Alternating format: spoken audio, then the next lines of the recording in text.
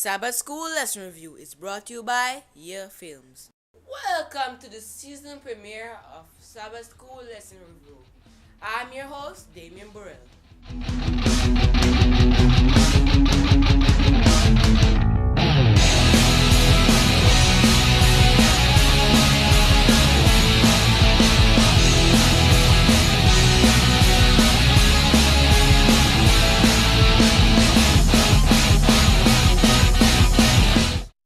Before we begin, I will please remind everyone that this series covers early teen lesson only, so juniors, primary, you aren't supposed to be watching this. Disclaimer! So for all early teen students watching, this lesson is for you. Okay, so today's lesson topic is service and servant leadership. And that begins our first segment. Into the story we go. The topic of this story today is Feast of Fools. Imagine, it's New Year's, everybody's celebrating, and you as a Christian, you decide that you should go to your church to celebrate the New Year's. Knowing this, when you go inside, you're astonished by the sight. Priests are jumping up and down, wearing their clothes inside out, chanting syllables. And when you look to the corner of the prayer room, the most sacred part of a church place, you see two donkeys and a monks chanting to sacrifice the donkeys. Now, in your mind, you're saying, I've come just in time to witness the Feast of Fools. Come on! In the earlier days, the similar celebrations were made. In Rome, they had this celebration of Saturnalia to celebrate the Saturn, their god. On that day, for a short period, the people in society changed their position.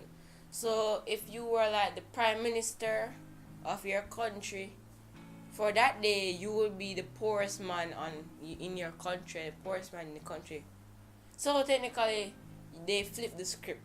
People who are on top went to the bottom. People on the bottom went to the top.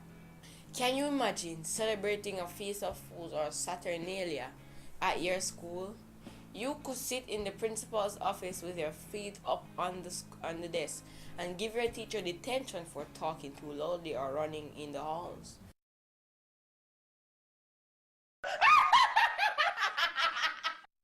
Yeah, right. Okay, so maybe the faculty won't go for that idea. Our society depends on the idea that some people gives orders whilst others take orders. We all know who's important, who's at the top, who's in charge. But Jesus came preaching a bunch of seemingly crazy ideas about an upside down kingdom in which leaders were really the servants. The only way to become great was to serve others. And Jesus didn't suggest this as a one day crazy festival. No. He said this was how things should be every day. In our homes, in our school, in our churches.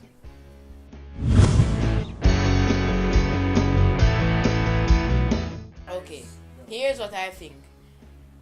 3 candidates are running for school president. The first candidate A, name is Jim. He is extremely popular. He's good looking. And he's a basketball star player. He's active in his church youth group. And everyone likes him. Candidate B, Michelle. Smart girl. She gets straight A's, better than me. She has the best interest in the how school should develop and move better. But she's not that friendly. Candidate C, Jim. He doesn't really get straight A's, but he has enough grade to run as class president. He tutors children that are unprivileged to go to school at the community center. And he's active, and he even coaches a football team. He is active in his church. He went on 2 church mission trips, and he's been the most hard-working member of the team. So tell me, please. So tell me, would you vote for? Candidate A, B, or C? What qualities do you think are most important in a leader? Please post it on our Facebook page or comment or on our YouTube page.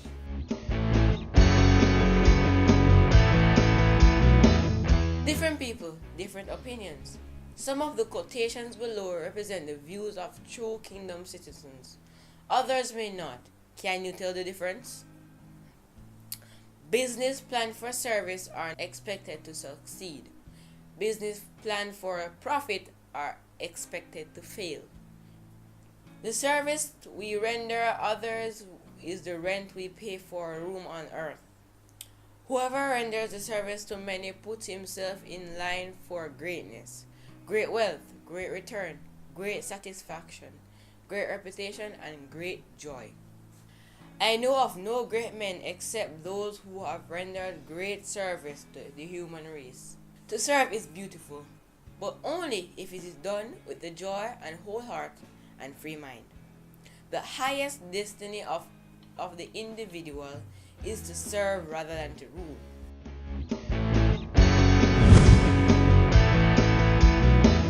Next segment, so what? Sure, we all know Christians are supposed to help others, but most of the time it seems like something you do for extra credit. You know, accept Jesus as your Savior, go to church, pray, read the Bible, and if you have time, go on a mission trip or sing at a nursing home on Sabbath. Doing it makes you look good and maybe even feel good, but is it really all that important? According to Jesus, it's all at the dead center of the Christian life. It's what he is going to be looking for when he comes back again. And it's the only way to get ahead, to really succeed. Jesus isn't impressed by your grades, your sports, trophies, your friends, your clothes, even your perfect Sabbath School attendance record. A big shot in Jesus' kingdom is someone who's willing to get down on her knees and do all the dirty work. That's why Jesus did that little object lesson where he got down and washed the disciples' feet. Nobody else was willing to do it. Jesus showed that a real leader, a real success, is a person who is not afraid to get their hands dirty serving others.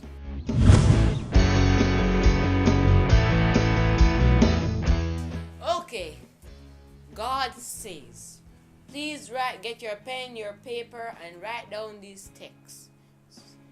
First text, Matthew 20, 25 to 28. John 13, 12 to 15. Matthew 23, 11 to 12.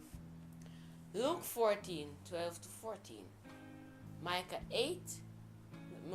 6, verse 8. And Matthew 25, 4, verse 40.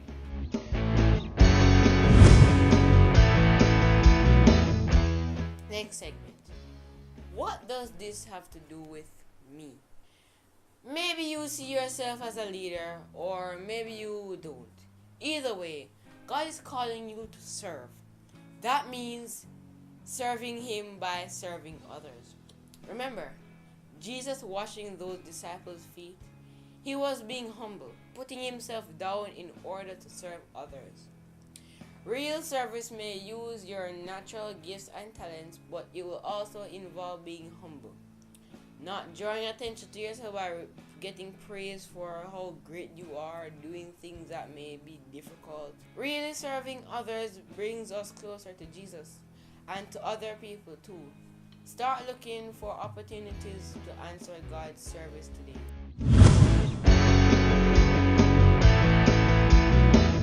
How does it work? Look back at yesterday's suggestions for finding ways to serve. Then jot down a few ideas about how God might be calling you to serve others. Well, that's it for this week's lesson. Class starts in 2 hours, so you should start getting ready to go to church. See you next week, guys, and I'm out.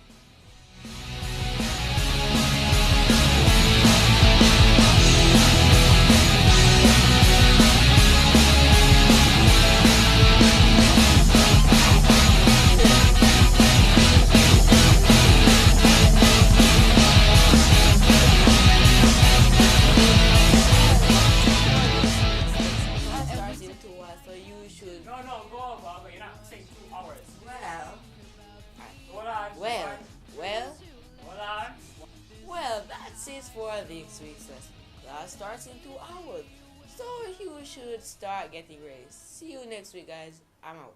No, look at the camera and say, all of You you. guys.